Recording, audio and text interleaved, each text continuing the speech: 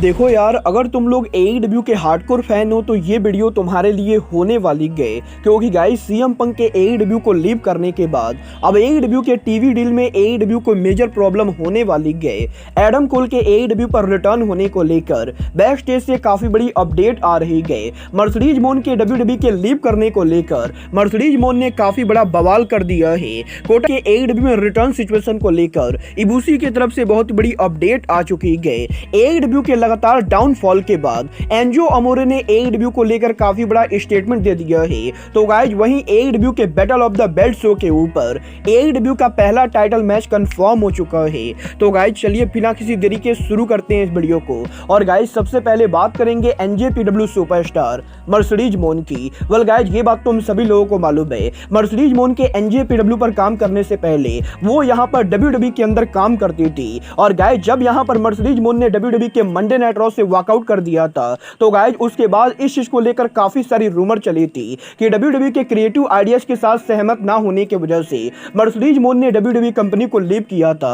और guys multiple reporters का ये दावा करना था कि WWE मर्सिडीज मोन को जिस तरह से बुक कर रही थी, मर्सिडीज मोन उस चीज को पसंद नहीं कर रही थी और इसीलिए सासा बैंक AKA मर्सिडीज मोन ने WWE कंपनी को लीव किया था। वेल गाइज आज यहाँ पर जब मर्सिडीज मोन अमेरिका के अंदर उनका लेटेस्ट ऑटोग्राफ साइनिंग कर रही थी, तो गाइज यहीं इस मीट एंड ग्रीट के ऊपर एक रेसलिंग फैन मर्सिडीज मोन के WWE के लीव करने को लेकर बात करता है। और गाइज एक रेसलिंग फैन मर्सिडीज मोन के सामने आकर ये कहता है कि WWE के अंदर मर्सिडीज मोन की बैड बुकिंग की वजह से मर्सिडीज मोन ने WWE कंपनी को लीव किया था। और गाइज जब यहाँ पर ये फैन मर्सिडीज मोन के सामने ऐसी बातें करता है, तो गाइज मर्सिडीज मोन इस फैन की वाट लगा देती गई। यहाँ पर मर्सिडीज मोन ये कहती गई कि आखिर लोगों को ये बात कैसे पता चली कि WWE के अंदर बैड क्रिएटिव की वजह से मर्सिडीज मोन ने WWE को लीव किया, क्योंकि गाइज यहाँ पर ये वो बिल्कुल रीजन नहीं गए जिसकी वजह से मर्सिडीज मोन ने WWE को लीव किया है। और गाइज इसके बाद मर्सिडीज मोन इस इवेंट के ऊपर रेसलिंग फैन की बढ़िया से वाट लगा देती गई। और गाइज जिस तरीके से यहाँ पर ये वीडियो वायरल हो रहा है,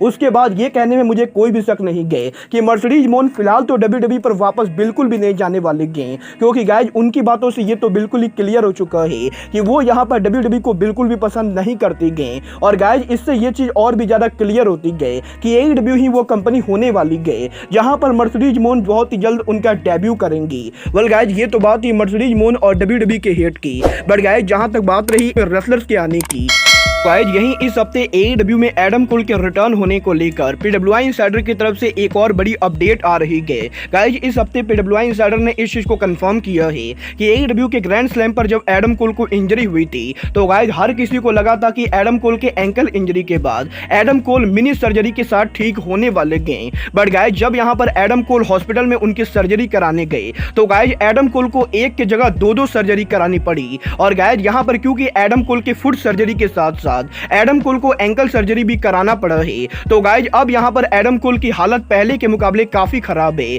और गाइज जितना AEW कंपनी को लगा था उसके मुकाबले एडम कोल की इंजरी काफी ज्यादा बड़ी इंजरी गए। और गाइज इसीलिए आने वाले लंबे टाइम तक AEW के अंदर एडम कोल हमें यहाँ पर टीवी पर देखने को नहीं मिलेंगे। और गाइज आप लोग ये मानकर चल सकते हो कि अब तो AEW के अंदर एडम कोल का रिटर्न अगले साल ही होने वाला है। वेल गाइज अब ये तो आने वाला टाइम बताएगा कि एडम कोल AEW के अंदर उनका रिटर्न कवर कैसे करेंगे। बट गाइज चलिए फिलहाल आगे बढ़ते हैं AEW में कोटा इबूसी के फ्यूचर की। वेल ये बात तो मैं आप लोग को ऑलरेडी बता चुका हूँ, कोटा इबूसी ने AEW कंपनी के साथ कॉन्ट्रैक्ट साइन कर दिया है। और गाइज वो यहाँ पर AEW के अंदर पार्ट टाइम रेसलर के तौर पर काम करने वाले गए। और यहीं इस हफ्ते जब इबूसी ने जापान में AEW को लेकर बात की, तो गाइज इबूसी ने यह भी कंफर्म कर दिया है कि वो यहाँ पर AEW पर बहुत ही जल्द रिटर्न करने वाले गए। और गाइज कोटा इबूसी AEW के अंदर एक बहुत ही बड़ा ड्रीम मैच रेसल करने वाले गए, जिसके साथ साथ कोटा इबूसी का ये कहना है कि AEW कंपनी के अंदर एक ऐसा रेसलर काम करता है जिस रेसलर के साथ कोटा इबूसी 10 साल से ड्रीम मैच लड़ना चाहते थे। और गाइज अब जबकि वो रेसलर और कोटा इबूसी दोनों AEW के अंदर है, तो गाइज कोटा इबूसी ये होप करते गए कि बहुत ही जल्द कोटा इबूसी का उस रेसलर से आमने सामने होगा। और गाइज इसके साथ साथ कोटा इबूसी AEW के अंदर केनी ओमेगा के साथ टीम अप करना चाहते गए। और गाइज कोटा इबूसी का ये कहना है कि उनके AEW कंपनी को ज्वाइन करने के बाद वो यहाँ पर AEW के अंदर केनी ओमेगा के साथ टीम अप करके AEW के टैग टीम चैंपियनशिप बेल्ट को जीतना चाहते गए और कोटा इबुशी इस चीज को लेकर 100% श्योर है कि बहुत ही जल्द AEW के अंदर कोटा इबुशी गोल्डन लवर्स के साथ AEW के टैग टीम चैंपियन बनेंगे। मतलब ये तो आने वाला टाइम बताएगा कि टोनी खान कोटा इबुशी और केनी ओमेगा को टैग टीम चैंपियन बनाते हैं या नहीं। बट गाइज चलिए फिलहाल आगे बढ़ते और बात करते हैं AEW के बैटल ऑफ द बेल्ट की। वेल गाइज अगर आप लोग को नहीं मालूम है तो गाइज मैं आप लोग को बता दूं, इस सैटरडे को AEW कोलिजन के लाइव जाने के बाद AEW सेम अरीना में उनका special battle of the belt करने वाले गए। और गाइज इस हफ्ते जब AEW कोलिजन शो ओवर होगा तो गाइज उसी अरीना के अंदर AEW उनका live battle of the belt broadcast करेगी, जहां पर AEW के battle of the belt show के ऊपर इस हफ्ते AEW का ट्रियो ऑन द लाइन होने वाला है। जहां पर AEW के battle of the belt show के ऊपर AEW के ट्रियो चैंपियन अक्लेम AEW का ट्रियो चैंपियनशिप हमें यहां पर जैक हैगर और 2.0 के खिलाफ डिफेंड करते हुए दिखाई देंगे। वेल गाइस देखना बहुत ही दिलचस्प होने वाला है कि AEW के बैटल ऑफ द बेल्ट पर और कौन कौन से बड़े टाइटल मैचेज होते गए। बट गाइज चलिए फिलहाल आगे बढ़ते हैं और बात करते हैं AEW के डाउनफॉल की। वेल गाइज ये बात तो हम सभी लोगों को मालूम है, जब से CM पंक AEW से बाहर गए तब से AEW के टिकट सेल की बढ़िया से वाट लगी हुई गए। और गाइज AEW के ऊपर वीकली बेसिस पर लगभग आधे अरीना उनके हमेशा खाली होते गए। और यहीं AEW के लो टिकट सेल नंबर्स के बाद अब इस हफ्ते WWE के फॉर्मर सुपरस्टार एंजो अमोरी की तरफ से AEW के डाउनफॉल को लेकर बड़ा स्टेटमेंट आ चुका है, जहां पर एंजो अमोरी का ये कहना है कि AEW कंपनी के अंदर अरीना का खाली होना और किसी का नहीं बल्कि AEW कंपनी का गलती गए। क्योंकि गाइस यहां पर एंजो अमोरी ये बिलीव करते गए कि 2019 में जब AEW कंपनी खुली थी उस समय AEW के शो को देखने के लिए फैंस को जितने पैसे देकर टिकट खरीदने पड़ते थे उसके मुकाबले आज के टाइम पर AEW के फैंस को 2 गुने पैसे देने पड़ते गए। और गाइस यहां पर एंजो अमोरी ये बिलीव करते गए कि अगर AEW कंपनी उनके टिकट के प्राइस को आधे से ज्यादा कम करती गए तो AEW कंपनी एक बार फिर से ट्रैक पर आ सकती गए।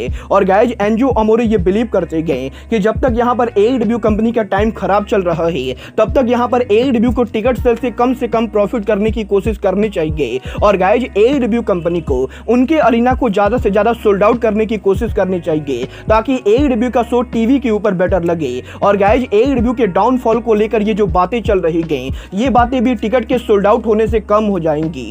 वेल गाइज मैं यहां पर एंजो की बात से पूरी तरह से एग्री करता हूं। और गाइज मैंने भी ये बात पहले ही कही गई कि AEW को उनके टिकट प्राइस को कम करना चाहिए और AEW को ज्यादा से ज्यादा मार्केटिंग करनी चाहिए जिससे कि AEW के शो को ज्यादा से ज्यादा फैंस को देखने को मिलेगा।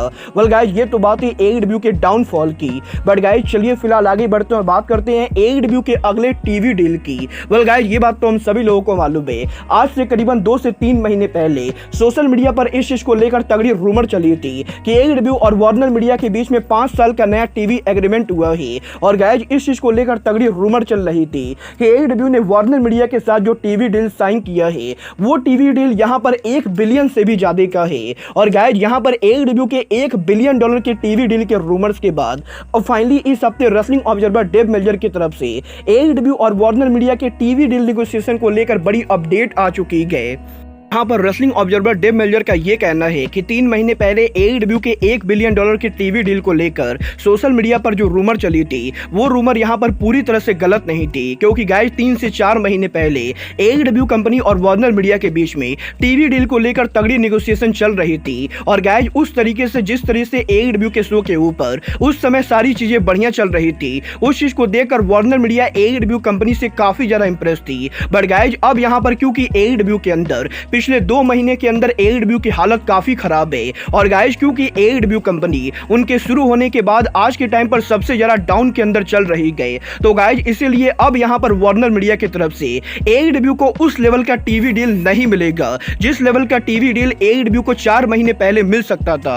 और गाइस यहां पर रेसलिंग ऑब्जर्वर ये बिलीव करते गए कि पिछले 2 महीनों से जिस तरह से AEW के अंदर AEW के pay per view by rate merchandise और AEW के टिकट सेल डाउन हुई गए उन चीजों को देखने के बाद वार्नर मीडिया डेफिनेटली यहाँ पर AEW को अब ज्यादा बड़ा टीवी डील नहीं देने वाली गए। और गाइज AEW के अंदर रिसेंटली जो कुछ भी हुआ है उसके बाद यहाँ पर AEW के अगले टीवी डील के ऊपर AEW को पॉसिबली अब पहले के मुकाबले कम पैसे मिलने वाले गए। और गाइज यहाँ पर बेसिकली जहां AEW कंपनी और वार्नर मीडिया के बीच में $1 बिलियन को लेकर टीवी डील की रूमर चल रही थी, पॉसिबली AEW का आने वाला टीवी डील $1 बिलियन का बिल्कुल ही नहीं होने वाला है। और गाइज ये कहना बिल्कुल भी गलत नहीं होगा कि CM पंक तो AEW कंपनी से बाहर गए, बट गाइज इस बंदे ने AEW कंपनी की बढ़िया से वाट लगा दी, क्योंकि गाइज यहां पर अब AEW के डाउनफॉल की वजह से AEW के टीवी डील के अंदर AEW को $1 मिलियन का लॉस होने वाला है।